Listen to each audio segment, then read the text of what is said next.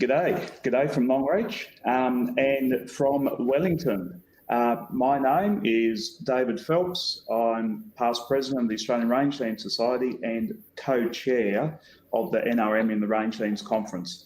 The gentlemen either side of me, Mike, Neil, great talks, thank you. Really good presentations, and Gus down there, Southern New South Wales, you've mate, some of those photos were pretty sobering in terms of how your country can look, and unfortunately pretty sobering as well as to how country can look up this way in central Western Queensland. I'll lead the panel discussion this afternoon. I'll just check if we've got some questions that have already popped through. But whilst I'm doing that, I might just ask Mike, mate. You heard Gus's talk. I think there was some pretty similar information coming through there particularly about making decisions and making decisions early and being prepared to make those, often very hard and tough decisions. I'll just ask you if there's, I guess, how do you as a landholder prepare yourself to actually make tough decisions?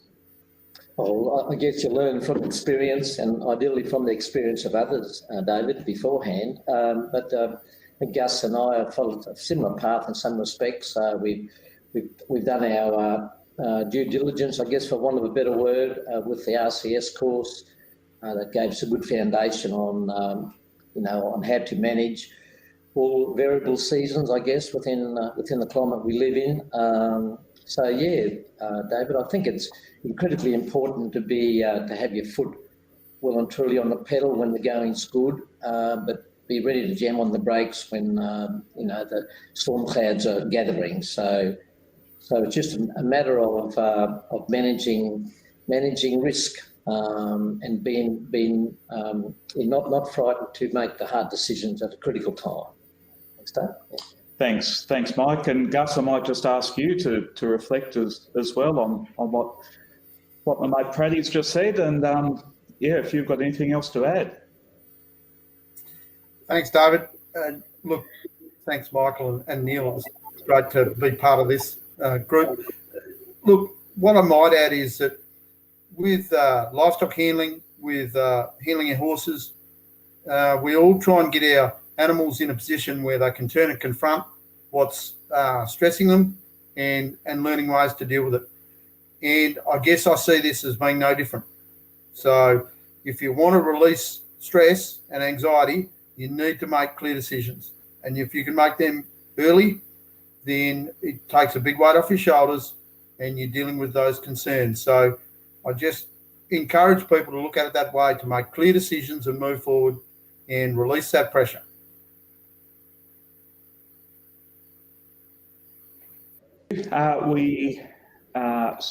Sorry, just when I was ready to ask a question, my little screen disappeared for a moment, but now it's back. So we've got a question there actually for you, Mike, from Carly. Thank you.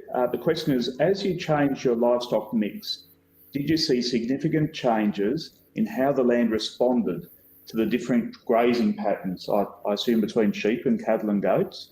And were there changes in type of plants and vegetation that you were seeing coming back? So, question for you. Thank you. Thank you for the question. I guess the biggest change we saw within our landscape was once we introduced time-controlled grazing and rotating, putting our mobs together and moving them around, and then spelling country, obviously, in doing that. Changing from one enterprise to the next, I guess it all comes down to matching stocking rate to carrying capacity regardless of the species, and so not a significant amount. Obviously, it's a very fine balancing act to be able to maintain the integrity of the pasture that you've got, maintain it in a healthy state, as you probably are aware, to respond rapidly to rainfall, no matter how much. So it's a difficult question to answer, but I guess it comes back to just simply maintaining your stocking rate to carrying capacity. Thank you. So, Mike, were there any particular grasses or herbages that you might have seen come back more so when you shifted to the goat mix, for instance, compared with cattle? No, not necessarily. Yeah. The biggest change we've seen, to be honest, well, the two biggest changes we've seen was initially introducing cell grazing, and then secondly, once we put up the exclusion fence, we were able to manage total grazing pressure. The difference, and we haven't had a lot of rain since that's been done, we're still plagued by drought, but the few good rainfall opportunities we've had since we've been able to get full control over total grazing pressure has been significant, to say the least. We've seen plants emerge that we hadn't seen for a long time, just being fully in control of our destiny when it comes to grazing pressure has been a significant development. Thanks, Mike.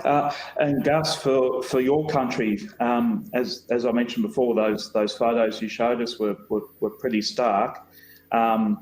When you do start to re-emerge from drought, what types of plants, grasses, herbivores, and perhaps shrubbery do you start to see actually come back? I guess I'd view it as, you're starting from bare soil, so it's important for it to go through a succession. So you're not going to jump straight into grasses where we want to be. You're going to go through a series of, maybe so-called weeds, broadleafs. There's lots of centres in there, copperburs, cannonballs, etc. And they'll have to grow for a while, and then we'll, gradually get back to a pasture that's a bit more palatable and more like what we want. But at the moment, anything that grows out there is a bonus, and we love it. And we'll just see where it goes. Great. Thanks, Gus. And there's a question here from Chelsea. Each presenter says they look at rainfall trends to help inform management. Where do you get your rainfall data? Gus, I might start with you.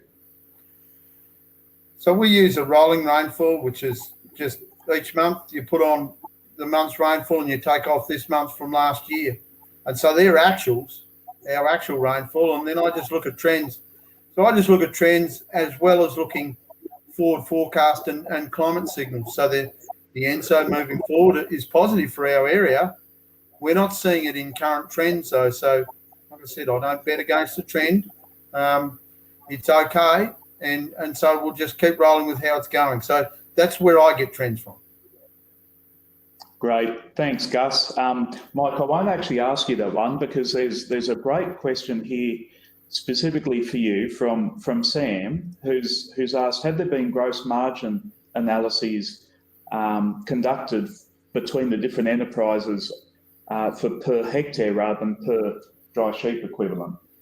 No, good question, Sam. It would have been done, that's right. I could probably send you some details there. Certainly Marie Bowen from DAF have done a lot of work regarding getting it to a per hectare basis. But no, that's a good question. We just didn't have time to sort of go into that today, but try to keep it simple. Yep. Thanks, Mike.